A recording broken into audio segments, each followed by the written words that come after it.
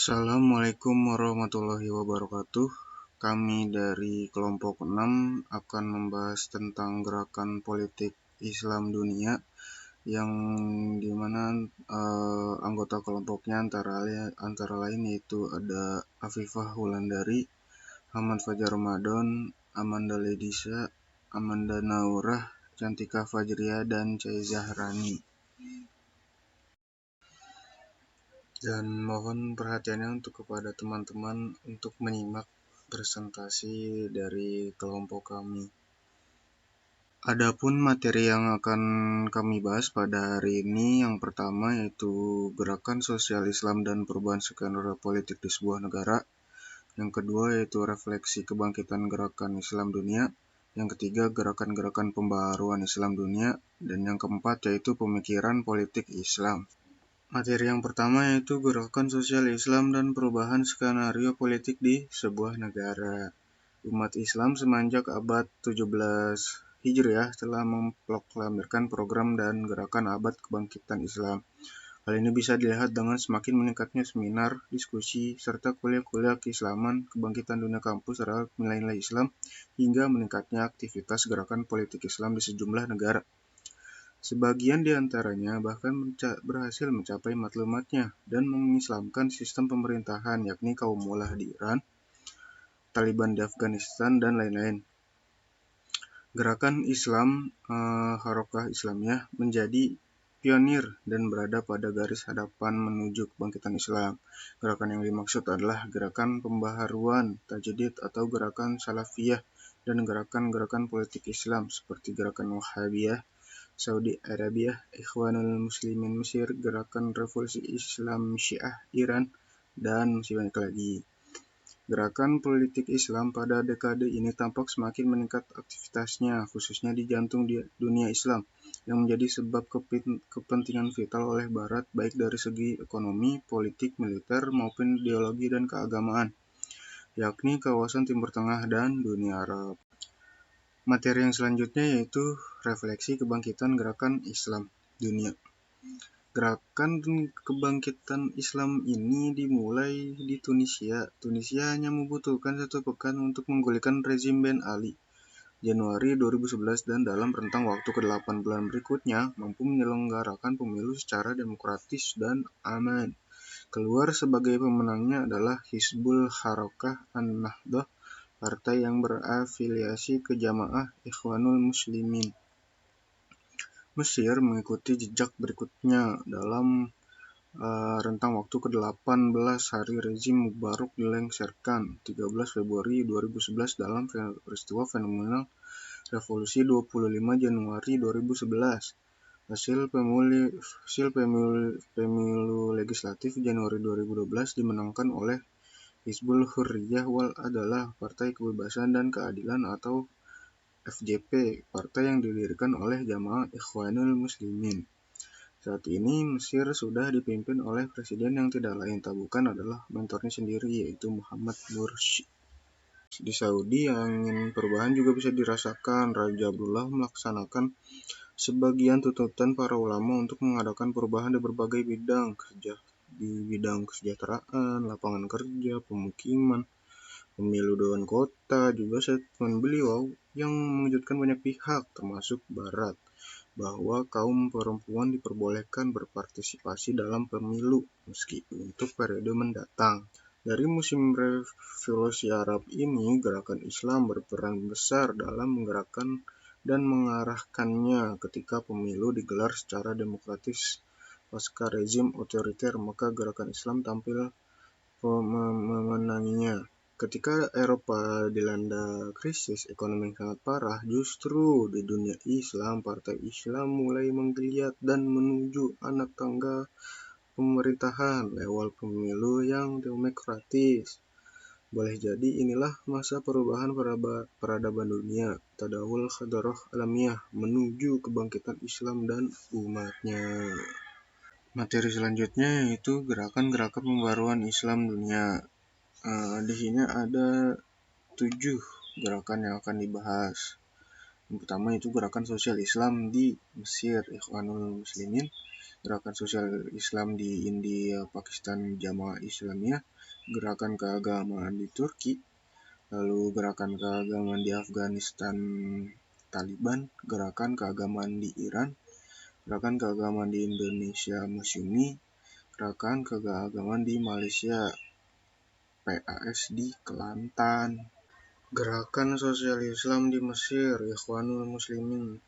Gerakan Ikhwanul Muslimin di Mesir dengan tokoh pendirinya Hasan al-Banna dipandang sebagai bakal militansi di desa-desa dan pelopor tumbuhnya gerakan fundamentalisme Islam zaman modern di kawasan Afrika dan Timur Tengah.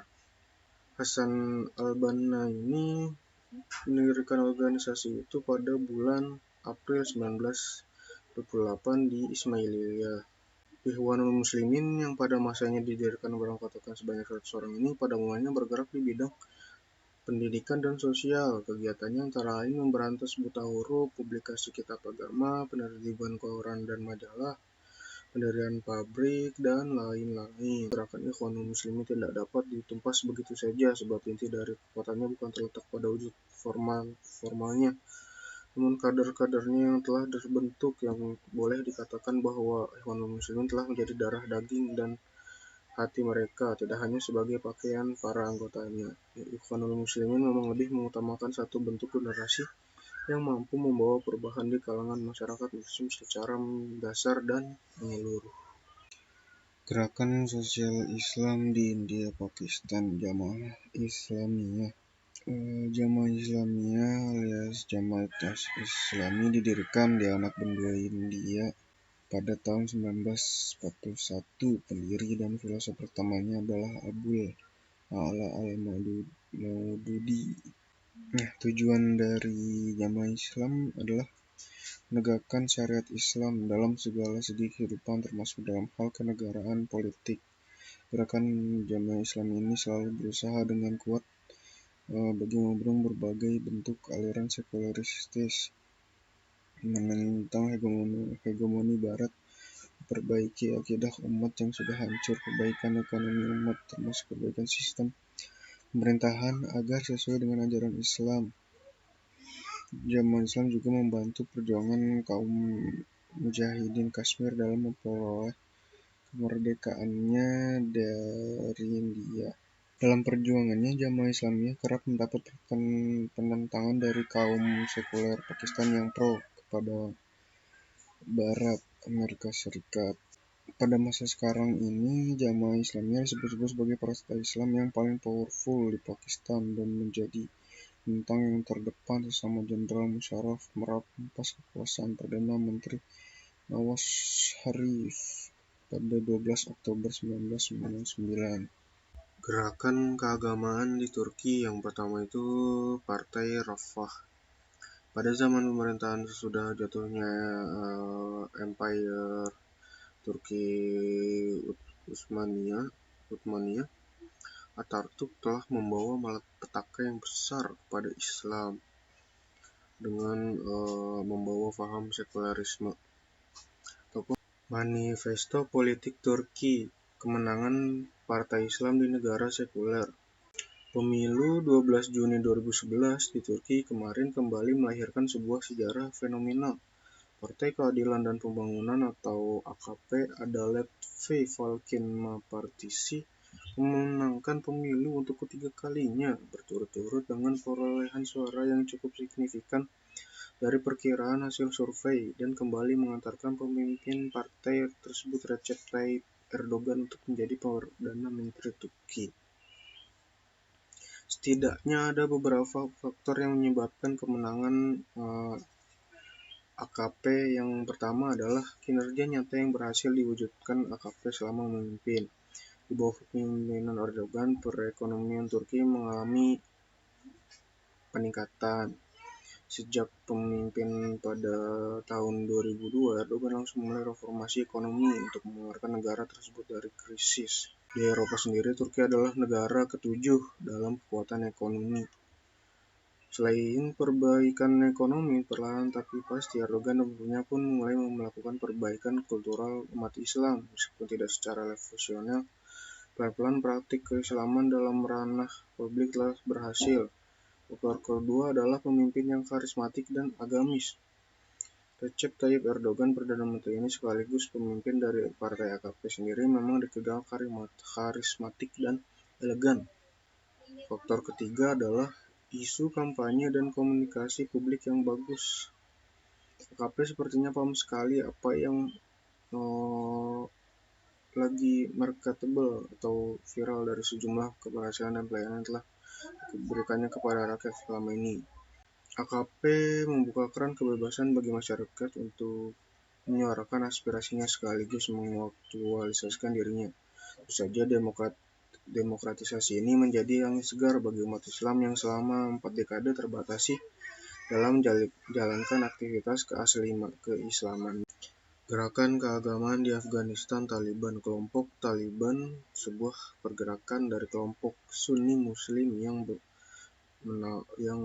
berjaya di ibu negara Afghanistan, Kabul, pada September 1995. Gerakan ini berjaya menawan kota tersebut sesudah 2 tahun menentang pemerintah. Sesudah menawan Kabul, pihak Taliban telah mewujudkan undang-undang baru di Afghanistan. Taliban menutup semua sekolah perempuan, wanita nggak boleh kerja, kaum wanita juga harus menutup aurat, dan jika tidak berbuat begitu maka akan dikenai hukuman. Jiran-jiran Afghanistan dan pemerintah barat amat risau dengan pengaruh pihak Taliban ini ke atas gerakan-gerakan Islam yang kini sedang tersebar dari Pakistan ke Turki dan ke Asia Tengah. Pihak Taliban disangka akan menjadi penggerak kestabilan politik jika mereka boleh terus memegang kuasa. Dalam kejadian beberapa tahun terakhir ini, perkembangan Taliban di Afghanistan mengalami perkembangan dan dukungan yang luar biasa, baik dari kalangan sipil maupun dari pihak militer yang membelot. Belum lagi dukungan yang dari gerakan-gerakan Islam dari negara-negara Islam lainnya. Banyaknya serangan berdarah yang dilakukan oleh Taliban terhadap pasukan koalisi Amerika Serikat memberikan tekanan yang luar biasa sehingga Amerika Serikat menarik tentaranya dari Afghanistan. Hal ini terjadi karena gerakan Islam yang dilancarkan Taliban sangat mengkhawatirkan Amerika dengan sekutunya. Gerakan keagamaan di Iran. Revolusi Iran pada tahun 1980-an telah menawarkan paradigma baru terhadap ekonomi, politik, sosial, dan ideologi. Revolusi Iran ini diketuai oleh pemimpin utama Iran, yaitu Ayatollah Khamenei. Beliau mempunyai pegangan yang kuat tentang kekuasaan yang tidak bisa dipersoalkan dalam keberkesanan Islam untuk mewujudkan dan mengembangkan sosial dan politik. Kebanyakan partai politik Islam di Timur Tengah, khususnya di Iran, wujud pada tahun 1980-an. Kebangkitan partai politik ini menunjukkan bahwa sebagian besar masyarakat Timur Tengah ingin kembali kepada Islam sebagai sistem kawalan dalam seluruh kehidupan mereka. Iran menyokong Hamas dan Jihad Islam di Palestina serta milisi Hizbullah di Lebanon. Sesudah revolusi Iran di bawah pimpinan Ayatollah Khamenei. Perjuangan partai-partai ini juga menjadi semakin hangat sesudah revolusi Iran di bawah pimpinan Ayatollah Khamenei yang telah menampakkan kejayaan dalam menggulingkan pemerintah Raja Shah Reza Pahlavi. Perjuangan partai-partai Islam ini adalah untuk menghapuskan dasar sekuler pemerintah dengan menggantikannya dengan pemerintah Islam sepenuhnya. Islam melihat bahwa paham sekuler hanya akan membawa umat kepada kehancuran Islam itu sendiri. Gerakan keagamaan di Indonesia. Sejarah Indonesia telah menuliskan salah satu dari organisasi Islam yang berkembang pada masa sesudah Indonesia merdeka, yaitu Masyumi. Nama besar Majelis Syura Muslimin Indonesia sebagai kelompok dan partai Islam terbesar yang pernah ada. Masyumi pada masanya sejajar dengan Partai Jamaatul Islam di Pakistan dan Gerakan Ikhwanul Muslimin di Mesir. Banyak yang lupakan hal ini dan memang dalam pendidikan politik nasional kebesaran Masyumi seolah tertutupi oleh arus besar lain, nasionalisme dan developmentalisme, padahal masa keberadaannya Masyumi sangat identik dengan gerakan politik Islam yang memperjuangkan nilai-nilai Islam dalam konteks kenegaraan. Segera setelah berdiri Masyumi tersebar merata di seluruh negara. Hal itu dapat terjadi karena dukungan yang diberikan oleh organisasi-organisasi yakni menjadi pendukung Masyumi. Ada 8 organisasi pendukung Masyumi, yaitu NU, Muhammadiyah, Persis, Persatuan Umat Islam, Al-Irsyad, Nahdlatul Wasliyah, Al-Ittihadiyah, dan Pusat. Dengan demikian, Masyumi telah berhasil menyatukan organisasi dan umat Islam. Selain mempersatukan umat Islam Indonesia, alasan lain yang menjadi pertimbangan didirikannya Masyumi adalah supaya Islam memiliki peranan yang penting di tengah arus perubahan dan persaingan di Indonesia masa itu.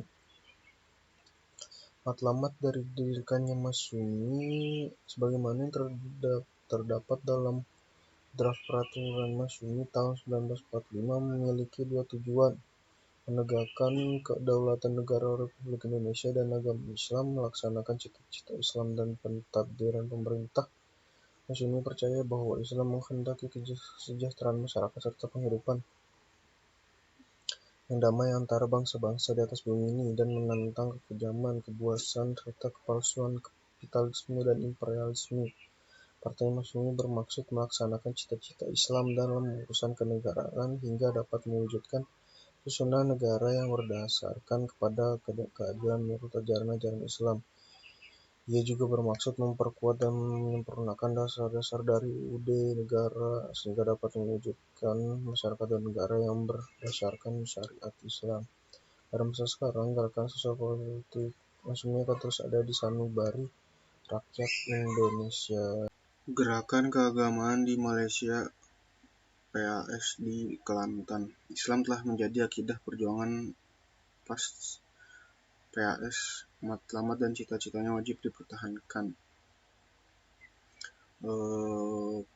PAS berusaha menterbiahkan ahlinya untuk mencapai ciri-ciri tersebut. Ianya bukan sekadar mengaku menjadi Islam secara individu, tetapi mestilah berusaha agar cahayanya menerangi alam dengan meninggikan Islam itu sehingga ke peringkat menyuruh dan menegakkannya ke tahap kekuatan iman yang kental. PAS menolak dan menentang dengan tegas segala yang bertentangan dengannya, apakah dinamakan agama, ideologi, ataupun isme, dan dengan sikap terbuka menerima segala yang baik walaupun dari manapun datangnya. Dengan sikap tersebut, PAS mengajak manusia secara individu dan pemerintah menerima Islam secara total. Justru itu, PAS menentang paham sekularisme yang diamalkan oleh mereka yang menonjolkan Islam dalam batas tertentu saja, seperti mana program Islamisasi yang tidak memberikan tempat kepada Islam menjadi agama yang memimpin. PAS akan terus-menerus mempertahankan akidah perjuangan Islam dan mentarbiahkan ahli, pendukung, dan rakyat umumnya dalam meneruskan perjuangan yang mulia ini. Kita sadar perjuangan ini merupakan perjuangan besar, tantangan yang tinggi, masa yang panjang, namun PAS berkeyakinan bahwa inilah caranya untuk mendapat keridhaan Allah, menyelamatkan ummah, dan menerima janji kemenangan dunia dan akhirat. Selanjutnya akan membahas mengenai pemikiran politik Islam. Yang pertama, politik Islam era Kerajaan Nusantara. Cikal bakal kekuasaan Islam telah dirintis pada periode abad ke-7 sampai 8 Masehi, tetapi semuanya tenggelam dalam hegemoni maritim Sriwijaya yang berpusat di Palembang dan Kerajaan Majapahit di Jawa. Pada periode ini, baru dalam proses penyebaran Islam melalui para pedagang sekaligus mubalik. Menjelang abad ke-13 Masehi, di pesisir Aceh sudah ada pemukiman Muslim sebagai pengaruh persentuhan antara penduduk pribumi dengan pedagang Muslim dari Arab, Persia, dan India yang sudah berlangsung lama. Akhirnya di wilayah ini berdiri kerajaan Islam yang pertama pada abad pertengahan abad ke-13, yaitu Kerajaan Samudra Pasai. Berdirinya Kerajaan Samudra Pasai merupakan awal terbentuknya kultur politik Islam di Nusantara dengan mengadopsi simbol-simbol tradisi Islam di Timur Tengah. Penggunaan gelar Sultan 8 mengikuti tradisi politik Islam yang digunakan oleh penguasa non-Arab yang sangat dominan setelah runtuhnya Khalifah Abbasiyah pada tahun 1258. Lalu yang kedua mengenai politik Islam era penjajahan Belanda. Ketika VOC berhasil menjadi pemegang hegemoni politik di Jawa, maka raja kehilangan kekuasaan politiknya. Bahkan kewibawaan raja sangat bergantung kepada VOC. Campur tangan kolonial terhadap kehidupan keraton makin meluas, sehingga ulama-ulama keraton sebagai penasihat raja tersingkir. Jika pada abad ke-16 dan ke-17 sultan dan ulama menyatu dalam struktur kesultanan dan menempatkan posisi mereka sebagai pemimpin dan penanggung jawab Islam, maka abad ke-19 aktivis Islam telah beralih kepada para tokoh dan ulama yang berada di luar struktur pemerintahan. Bersama dengan kemunduran politik tersebut, terjadi pula kemerosotan ekonomi dengan hancurnya pusat-pusat ekonomi yang pernah berkembang pada periode kerajaan Islam abad ke-13 dan 16. Sementara pemerintahan Hindia Belanda makin mendominasi kehidupan politik dan mengeksploitasi ekonomi pribumi untuk kepentingan VOC. Pada tahun 1821 sampai 1837 terjadi Perang Padri yang dipimpin oleh Imam Bonjol, dibantu 8 ulama yang digelar Harimau Nan Salapan. Awalnya gerakan Padri ini dilakukan melalui ceramah di surau dan masjid untuk menentang dan memberantas kebiasaan masyarakat yang bertentangan dengan Islam seperti judi, sabung ayam, minuman keras, dan lain-lain. Namun gerakan ini mendapat perlawanan dari kelompok penghulu sehingga terjadilah konflik terbuka atas kaum Padri melawan kaum adat atau penghulu yang dibantu oleh Belanda. Menurut kaum Padri, pemerintah kolonial tidak etis karena telah memihak kemungkaran. Demikian pula perang berlawanan yang terjadi di daerah-daerah lain seperti Perang Aceh, Perang Banjar, Perang Banten, dan lain sebagainya. Semuanya merupakan bentuk perlawanan terhadap kemungkaran dan ketidakadilan. Walaupun perang tersebut selalu berakhir dengan kekalahan, tetapi peran politik ulama telah menjadi pelajaran politik umat Islam Indonesia untuk menggalang persatuan atas nama Islam dan telah memupuk cinta tanah air dan anti kolonial. Yang ketiga yaitu politik Islam Indonesia menjelang kemerdekaan. Pada periode awal abad ke-20, Islam menjelma menjadi sebuah kekuatan yang diperhitungkan oleh kolonial Belanda. Pada periode ini mulai muncul organisasi-organisasi Islam baik yang bergerak dalam bidang politik maupun sosial keagamaan. Di antara organisasi yang muncul pada masa ini antara lain Sarekat Islam tahun 1912 yang semula bernama Sarekat Dagang Islam, Persatuan Islam tahun 1920, Nahdlatul Ulama tahun 1926, Persatuan Tarbiyah Islamiyah 1930, Persatuan Muslimin Indonesia tahun 1930, dan Partai Islam Indonesia 1938. Menurut Nur Iskandar Al-Barsani, pada dasarnya organisasi-organisasi tersebut memiliki watak kultural dan belum mewakili ideologis politik. Pemikiran ideologis politik baru muncul kemudian setelah berbagai komponen bangsa ini mendirikan organisasi-organisasi politik sekitar tahun 1930. Munculnya MIAI, GAPI, dan yang lainnya dalam Majelis Rakyat Indonesia (MRI) telah memunculkan ide-ide masa depan Indonesia. Ketika Jepang menjajah tahun 1942 sampai 1945, pendekatan yang dilakukan pertama kali adalah dengan mencari simpati dari kaum muslimin yang mempunyai peran signifikan di Nusantara. Jepang pun menerapkan kebijakan yang mengakomodasi kepentingan umat Islam.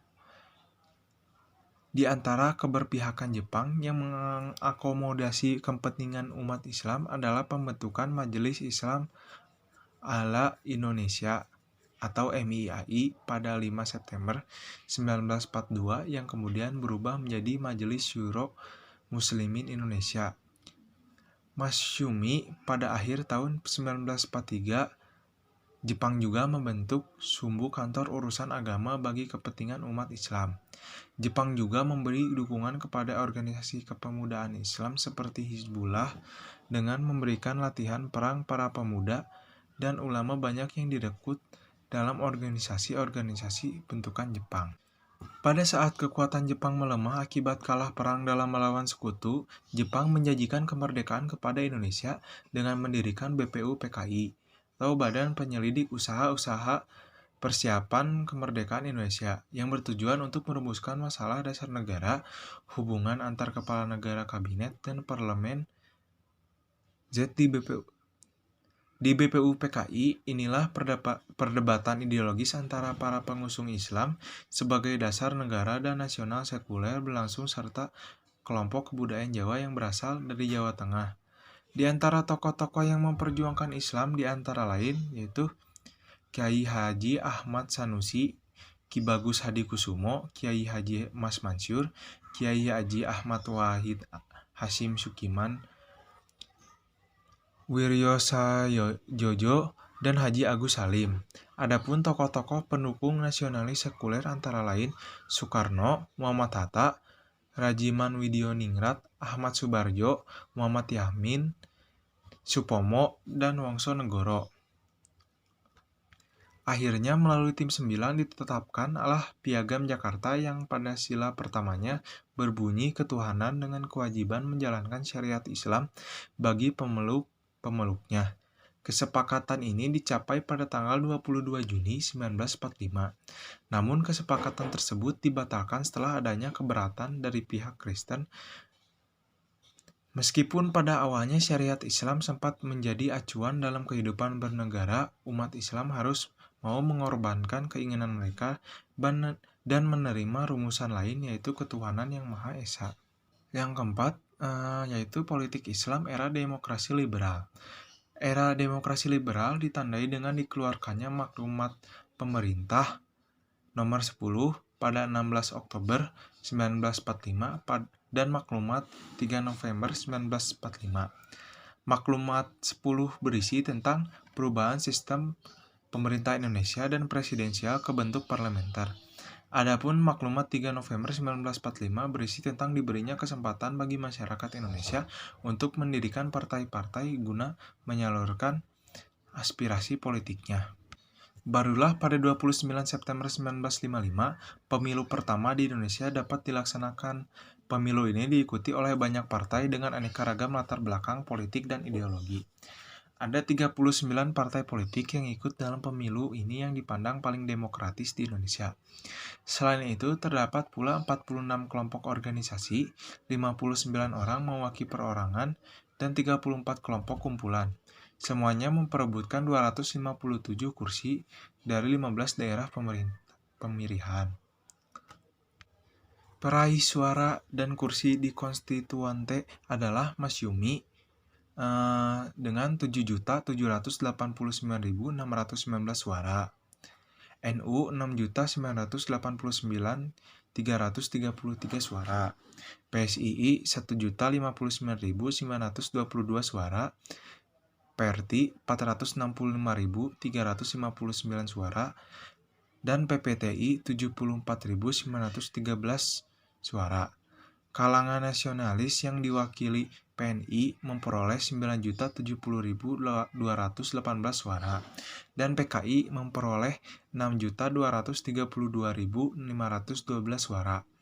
Dari perolehan kursi tersebut, kalau disederhanakan, maka ada 4 kekuatan partai ketika itu yaitu PNI, Masyumi, NU, dan PKI. Meskipun partai-partai Islam bersaing dalam memperebutkan pengaruh di Majelis Konstituante, mereka memiliki suara bulat untuk memperjuangkan Islam sebagai dasar negara. Pertarungan ideologi di Konstituante benar-benar bebas dan jauh dari tekanan-tekanan. Masing-masing pihak leluasa mengeluarkan pandangan dan pendiriannya. Di pihak Islam, partai-partai yang membela Islam sebagai dasar negara seperti Masyumi, NU, PSII, dan PERTI memiliki 1 suara. Mereka bisa sejenak melupakan perbedaan dan persaingan untuk menghadapi permasalahan krusial ini. Lalu akhirnya Soekarno membubarkan konstituante hasil pemilu 1955 dan menyatakan Indonesia kembali ke UUD 1945. Dengan keluarnya dekrit ini, Presiden Soekarno juga telah melakukan intervensi terhadap konstituante dan berusaha memusatkan kekuasaan di tangannya saja. Ia menggenggam kekuasaan yang hampir-hampir tidak terbatas. Keluarnya dekrit presiden menandai gagalnya kembali upaya umat Islam untuk melakukan formalisasi Islam ke dalam sistem ketatanegaraan di Indonesia. Perjuangan tokoh-tokoh Islam yang dijamin secara konstitusional dalam wadah konstituante berakhir dengan kekecewaan oleh keputusan sepihak Soekarno yang mengeluarkan dekrit. Sebaliknya, pihak pendukung Pancasila tidak kalah gencarnya mempertahankan pendirian mereka Tokoh-tokohnya antara lain Ruslan, Abdul Ghani, Sultan Takdir, Ali Syahbana, Arnold Mononutu, Sujatmoko, dan Suwirjo. Mereka menolak niniknat ke kalangan Islam yang menyatakan bahwa Pancasila berhaluan sekuler. Di tengah pergolakan tersebut, akhirnya Presiden Soekarno mengeluarkan dekrit 5 Juli 1959. Lewat dekrit ini, Soekarno membubarkan konstituante dan menyatakan Indonesia kembali kepada UUD 1945. Dengan keluarnya dekrit tersebut, kelompok Islam kembali mengalah dalam memperjuangkan Islam sebagai dasar negara. Lalu yang kelima, politik Islam era demokrasi terpimpin. Demokrasi terpimpin lahir dari keinsyafan dan kesadaran dan keyakinan terhadap keburukan yang diakibatkan oleh praktik demokrasi parlementer, yang melahirkan terpecahnya masyarakat, baik dalam kehidupan politik maupun dalam tatanan kehidupan ekonomi. Secara konsepsional, demokrasi terpimpin memiliki kelebihan yang dapat mengatasi permasalahan di masyarakat. Hal itu dapat dilihat dari ungkapan Presiden Soekarno ketika memberi amanat kepada konstituante tanggal 22 April 1959 tentang pokok-pokok demokrasi terpimpin antara lain: 1. Demokrasi terpimpin bukanlah diktator. 2. Demokrasi terpimpin adalah demokrasi yang cocok dengan kepribadian dan dasar hidup bangsa Indonesia.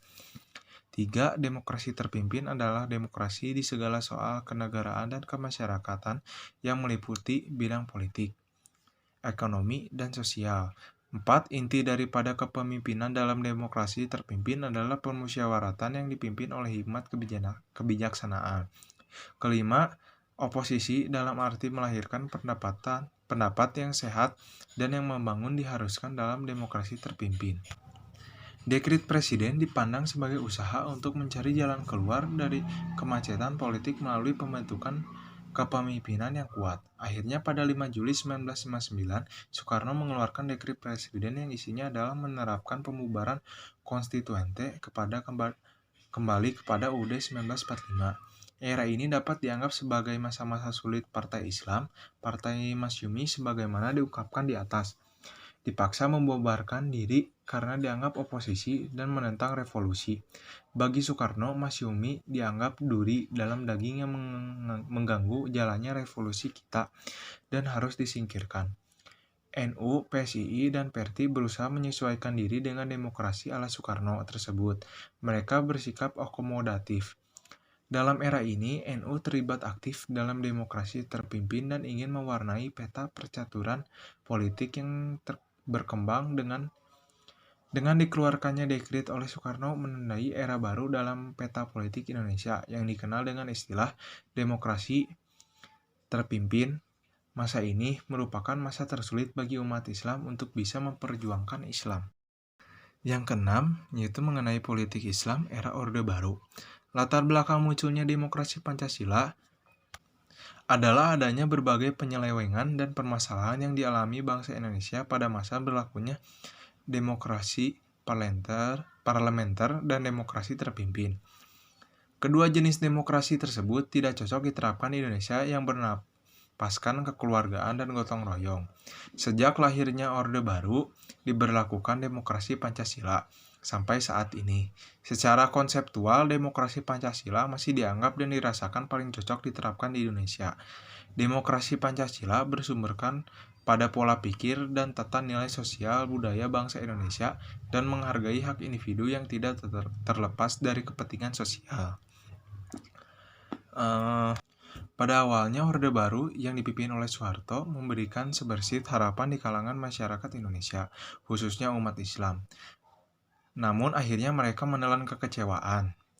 Pemerintah Orba yang didukung sepenuhnya oleh militer tidak bersedia merehabilitasi Masyumi dan tidak mengizinkan para eksponennya untuk terlibat dalam politik praktis.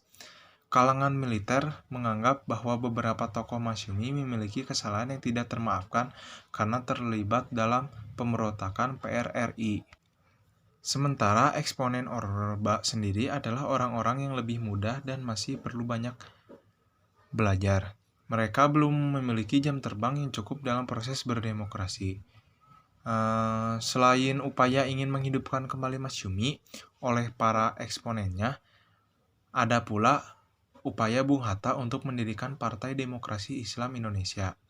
Bersama tokoh-tokoh Islam lainnya yang lebih muda, Hatta menyusun rencana pendirian partai Islam tersebut. Namun setelah disampaikan kepada pemerintah, Soeharto dalam suratnya 17 Mei 1967 menolak berdirinya PDH. Alasannya, menurut Nur, adalah karena umat Islam sendiri tidak memiliki suara bulat dalam menanggapi rencana berdirinya PDH ini, sehingga dikhawatirkan mengganggu stabilitas politik. Akibatnya, mereka menolak upaya untuk menghidupkan kembali Partai Islam Masyumi. Sebagai balas budi kepada umat Islam, berdasarkan keputusan Presiden nomor 70, pemerintah Orba mengizinkan berdirinya Partai Muslimin Indonesia sebagai penyaluran aspirasi politik umat Indonesia. Namun karena bukan merupakan suara dari bawah, partai ini pun tidak berada dalam kooptasi pemerintah. Partai ini terus-menerus dirundung konflik dan selalu berada dalam campur tangan pemerintah. Sejak awal berdirinya Parmusi sudah ditandai oleh intrik-intrik dan konflik kepentingan. Tercatat dua kubu yang berseteru dalam partai baru ini, yaitu kubu Jamawi Hadikusumo dan Lukman Harun dan kubu Naro Imron Kadir. Oleh karenanya, kebijakan penyederhanaan partai merupakan alat yang efektif untuk mengontrol partai dan memastikan kekuasaan di tangan penguasa. Kebijakan ini ditambah pula dengan floating mass Orba. Dalam konsep ini, partai politik tidak boleh mengembangkan aktivitasnya di tingkat kecamatan dan desa. Dengan demikian, partai diupayakan terlepas dari konstituennya, sehingga tidak memiliki hubungan emosional di antara keduanya. Lalu yang ketujuh, mengenai politik Islam era reformasi. Orde reformasi ini merupakan konsensus untuk mengadakan demokratisasi dalam segala bidang kehidupan. Di antara bidang kehidupan yang menjadi sorotan utama untuk direformasi adalah bidang politik, ekonomi, dan hukum. Perubahan yang terjadi pada orde reformasi ini dilakukan secara bertahap, karena memang reformasi berbeda dengan revolusi yang berkonotasi perubahan mendasar pada semua komponen dalam suatu sistem politik yang cenderung menggunakan kekerasan.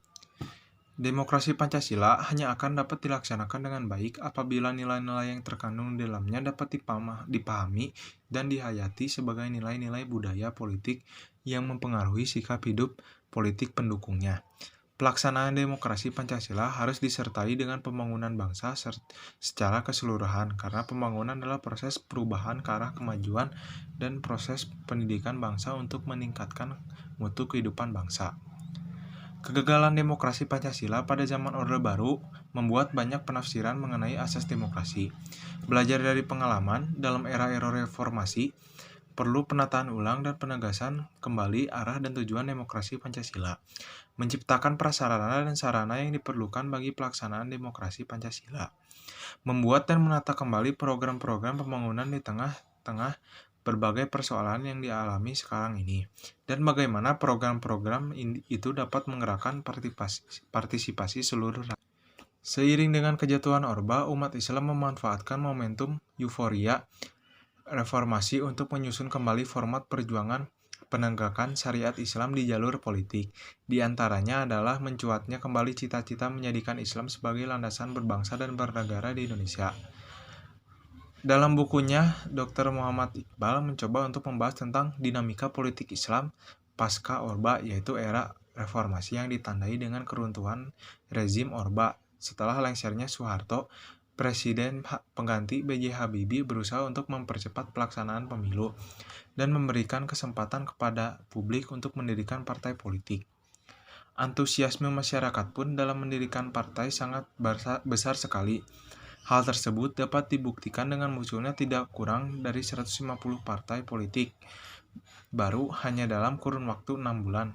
Dari jumlah tersebut mengerucut menjadi 48 partai yang disahkan oleh Kementerian Kehakiman dan mendaftarkan diri ke Komisi Pemilihan Umum. Masing-masing partai memiliki visi dan misi, platform, serta ciri khasnya masing-masing. Pada masa ini juga dilangsungkan pemilu secara langsung yang memunculkan 5 pasangan calon presiden dan wakilnya, antara lain SBY dan Yusuf Kala, Amin Rais Siswono Yudosodo, Megawati Hasyim Muzadi Wiranto Solahuddin Wahid, dan Hamzah Haz Agung Gumelar. Pemilu tersebut berlangsung 2 putaran. Dengan putaran pertama terdapat 2 pemenang, yaitu pasangan SBY dan Yusuf Kala dan Mega Hasyim. Selanjutnya pada putaran kedua SBY Kala dapat memenangi pertarungan menuju kursi presiden dan wakil presiden. Dalam putaran kedua ini, banyak partai Islam yang merapat ke kubu SBY dan Yusuf Kala. Pada pemilu tahun 2009, SBY yang berpasangan dengan Budiono kembali memenangi pertarungan perebutan kursi presiden dengan mengalahkan Megawati dan Prabowo dan Yusuf Kala Wiranto. Demikian uraian singkat seputar dinamika politik Islam Indonesia sebagaimana yang diutarakan secara lebih lengkap oleh Dr. Muhammad Iqbal dalam bukunya Pemikiran Politik Islam. Buku tersebut memberikan informasi yang luas kepada kita. Sekian penyampaian materi dari kelompok 6. Terima kasih atas perhatiannya. Mohon maaf apabila ada kesalahan kata maupun dari penjelasan materinya. Wassalamualaikum warahmatullahi wabarakatuh.